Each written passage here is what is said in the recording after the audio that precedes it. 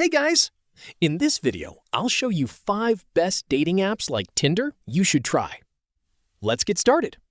First on the list is Bumble. What makes it different is that women make the first move. It also has modes for dating, friendships, and networking. Next is Hinge. This app focuses on serious relationships. It uses detailed profiles and prompts to help you start better conversations.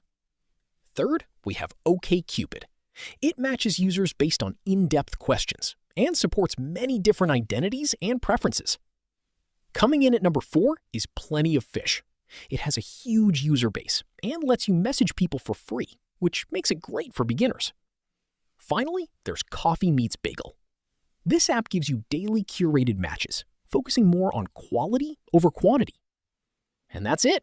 Those are 5 great alternatives to Tinder. If this video helped you, don't forget to like and subscribe. Thanks for watching.